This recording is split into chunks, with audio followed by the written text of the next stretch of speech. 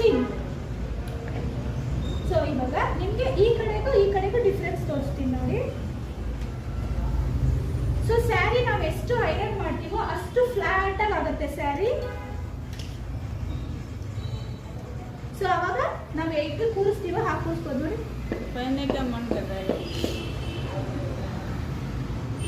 Please ಮಾತ್ರ ಬರಲಿ.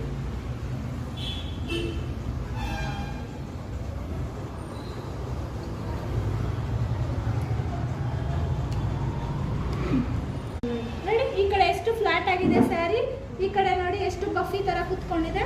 So ಅವಾಗಲೇ ತುಂಬಾ ದಪ್ಪ ಕಾಣಿಸೋದು. ಕೆಲವೊಂದು ಸ್ಯಾರಿನಲ್ಲಿ ದಪ್ಪ ಕಾಣ್ತೀವಿ ಅಂತೆಲ್ಲ ಹೇಳ್ತಾರಲ್ಲ, ಪರ್ಟಿಕ್ಯುಲರ್ ಈ ತರ ರೀಸನ್ಗೆ. ಅದಕ್ಕೆ ನಾವೇನ್ ಮಾಡ್ತೀವಿ, ಸೊ ಈ ತರ ಸ್ಟೀಮ್ ಐರನ್ ಬಾಕ್ಸ್ ಅಲ್ಲಿ ಐರನ್ ಮಾಡಿದಾಗ ಸ್ಯಾರಿ ಫುಲ್ ಫ್ಲಾಟ್ ಆಗುತ್ತೆ, ನಾವು ಒಳ್ಳೆ ಗೊಂಬೆ ತರ ಕಾಣಿಸ್ತೀವಿ.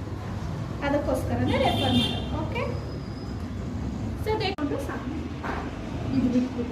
ಇದು ಇಟ್ಕೊಳ್ಳಿ ಸ್ವಲ್ಪ, ಇಷ್ಟು ಇಟ್ಕೊಳ್ಳಿ ಸಾಕು. ಎಕ್ಸಾಕ್ಟ್ ಇಷ್ಟಾದರೆ ಕರೆಕ್ಟ್ ಮೆಜರ್ಮೆಂಟ್ ಆಗುತ್ತೆ. ಆಲ್ ಬಾಡಿ ಸ್ಲಿಮ್ ಇರಲಿ, ಸ್ವಲ್ಪ ಫ್ಯಾಟ್ ಇರಲಿ, ಆಲ್ಮೋಸ್ಟ್ ಇಷ್ಟು ಇಟ್ಕೊಂಡ್ರೆ ಕರೆಕ್ಟ್ ಆಗುತ್ತೆ. ಸೊ ಇವಾಗ ನಮಗೆ ಲೈನ್ಸ್ ರೆಡಿ ಆಗಿದೆ.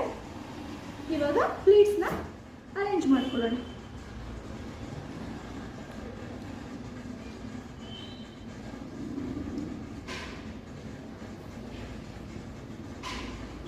ಸ್ಟೀಮ್ ಬಿದ್ದರೆ ಫ್ಲಾಟ್ ಆಗುತ್ತೆ.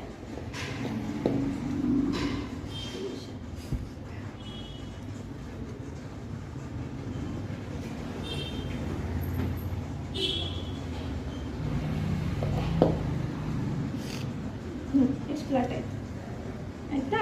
ಸೊ ಇವಾಗ ಚೆಸ್ಟ್ ಪಾರ್ಟ್ನ ನಾವು ಐರನ್ ಮಾಡ್ಕೊಂಡಿದೀವಲ್ವಾ, ಮತ್ತೆ ಈ ಕಡೆ ಸೈಡೆಲ್ಲ ಬಿಡಬಾರ್ದು, ಅದನ್ನ ಕಂಪಲ್ಸರಿ